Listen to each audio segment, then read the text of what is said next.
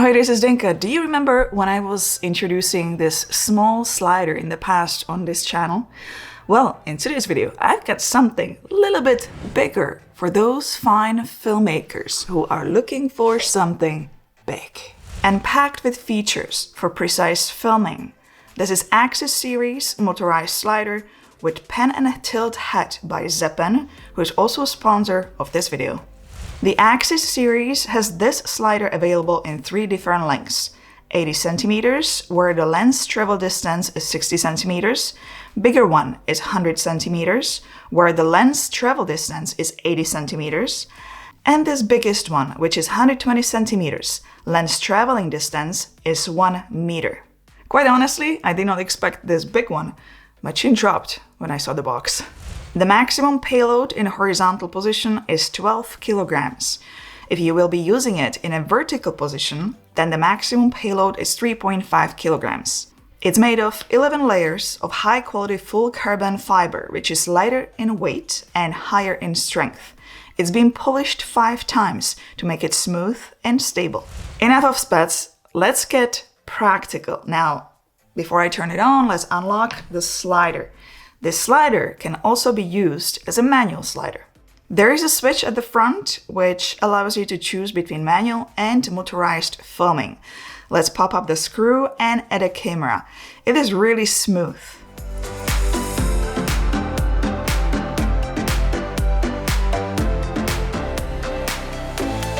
The slider can be placed on a table. You can adjust the height with those legs. You can mount it on 1 tripod or 2. It comes with 2 support rods. Let's pop the battery in and switch it to motorized filming. Batteries are not included, and this attachment neither. When the battery is low or extended usage, you can use power adapter or power bank.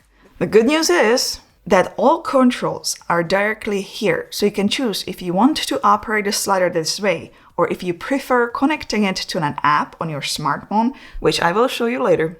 This is 2-axis position, and it is actually quite easy to use. I'm going to find the first position. Left and right arrows are here. Then I will turn the camera in the position I want with this up and down arrows. Press A, waypoint. Move it to another position. Do the same thing.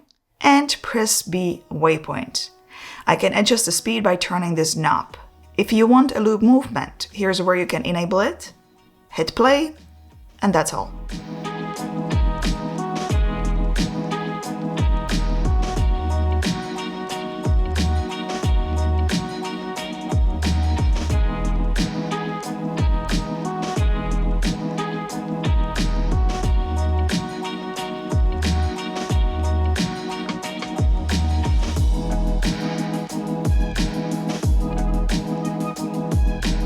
If you need to delete these waypoints, hit the menu, and this is where you can erase it. There are also other options available, such as time-lapse or adding devices such as pawn heads, TL trigger, and follow focus. Time-lapse can be fully customized. You will set your AB waypoints, number of photos, set frames per second, set shutter speed. You can enable exposure noise reduction and set interval time.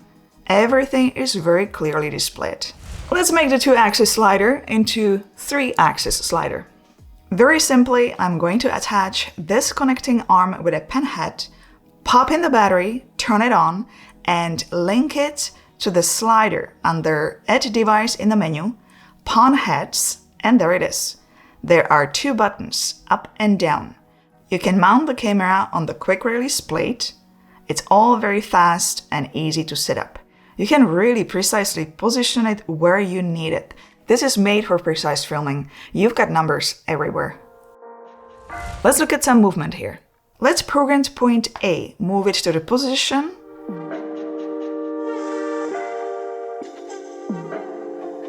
And let's program the point B.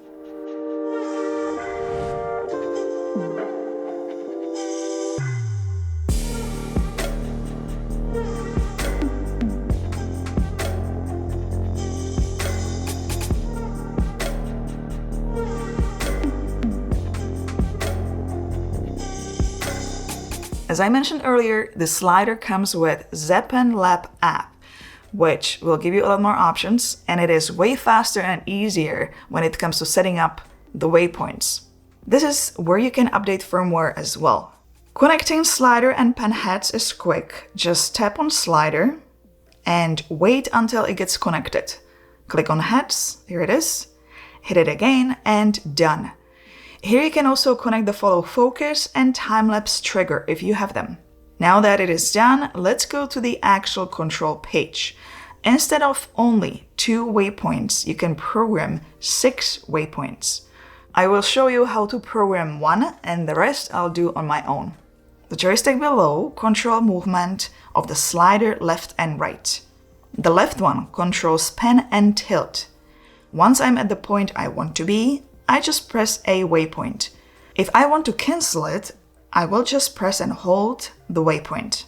Alright, all 6 waypoints have been assigned. At the top you can see play time. Below you can adjust total speed. At the bottom is where you can select a loop. If you want to connect follow focus, the icon is here. And if you have time-lapse trigger, this is where you can connect it as well.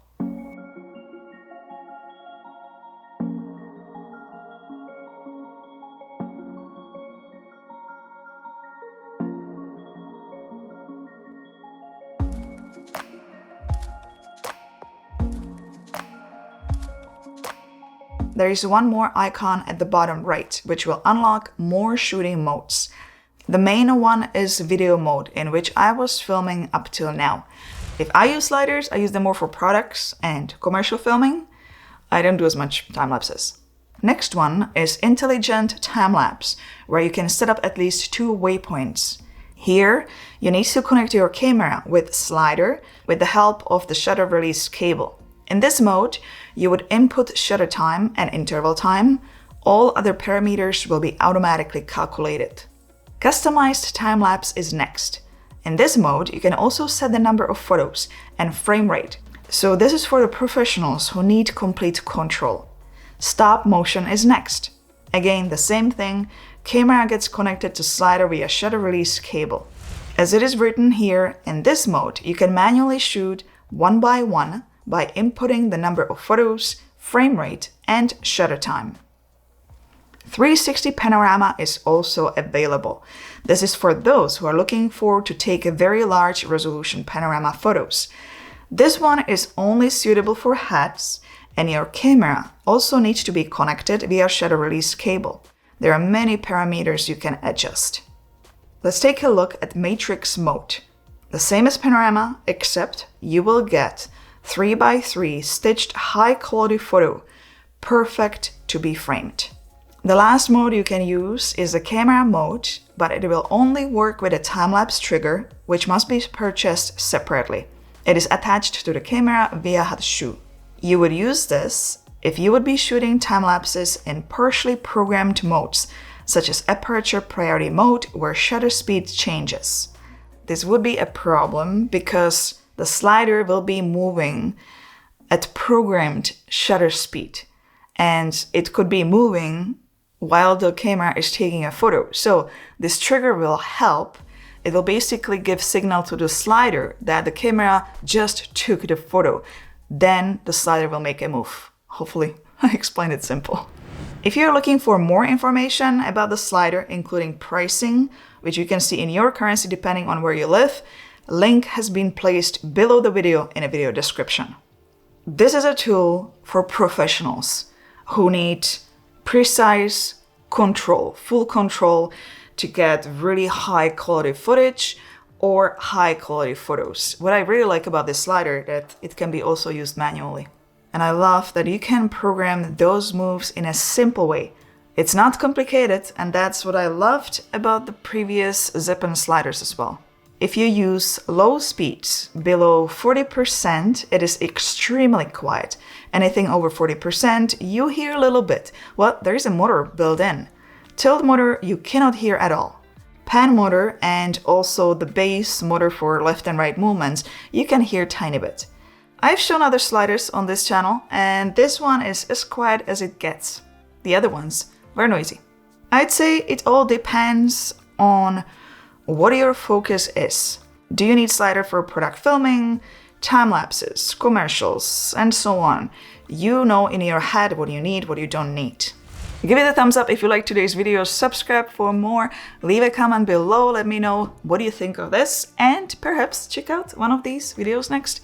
See you in the next one. Ciao, ahoj!